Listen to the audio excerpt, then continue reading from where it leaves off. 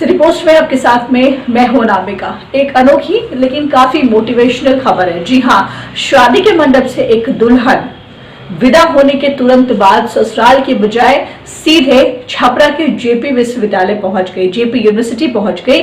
सजी धजी कार से दूल्हा दुल्हन को लेकर के जैसे ही वो कार वहां पहुंचा, वहां मौजूद हर कोई ये देख करके हैरान रह गया। दरअसल दुल्हन रोशनी की मंगलवार को पीजी की परीक्षा थी। 21 नवंबर को छपरा में उसके घर बारात आई और उसकी शादी हो गई। सुबह विदाई के बाद दुल्हन ने एग्जाम देने की इच्छा जाहिर की, जिसके बाद उसके पति आशुतोष कुमार ने उसे पूरा किया, यानी उसे पूरा सपोर्ट किया। नई नवेली दुल्हन रोशनी घर गृहस्थी के साथ ही शिक्षा के क्षेत्र में भी आगे बढ़ना चाहती है और इसके चलते उसने शादी के मंडप से विदाई के ठीक बाद ससुराल की जगह परीक्षा केंद्र जाने की इच्छा जताई।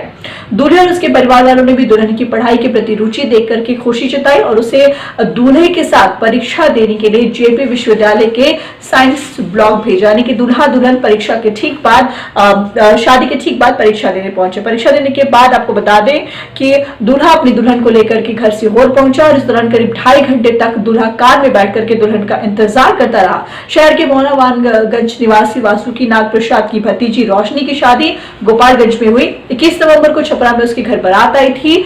सुबह विदाई होने के बाद उसे गोपालगंज स्थित अपने ससुराल जाना था, लेकिन उसे ससुराल जाने से पहले परीक्षा देना जरूरी समझा। दुल्हन के परीक्षा देने आने पर जो भी परीक्षा हॉल में थे सभी लोग इस बात पर चर्चा करने लगे। परीक्षा हॉल में प्रवेश करने से पहले दूल्हा दुल्हन ने कहा कि शादी के बाद एक नए जीवन की शुरुआत होती है, लेकिन इस शुरुआत से भी ज्यादा जरूरी पढ़ाई है, इसलिए हमने विदाई के बाद घर जाने से पहले परीक्षा देना जरूरी समझा। आपको बता दें कि दूल्हा आशुतोष कुमार ने बताया कि पति पत्नी को एक दूसरे को समझना और इंपॉर्टेंस देना चाहिए। दूल्हे ने कहा कि इस बात की शुरुआत हमने 7 फेरे लेने के तुरंत बाद ही कर दी। मुझे काफी अच्छा लग रहा है कि वैवाहिक जीवन की शुरुआत में ही मैं अपनी पत्नी के फैसले के साथ खड़ा हूं। और बहरहाल पति के सहयोग से राजेंद्र कॉलेज में रोशनी ने 22 नवंबर को प्रथम पाली में पीजी अंग्रेजी विषय की परीक्षा दी। तो फिर आज को इतना ही। नामिका को दीजिए इजाजत।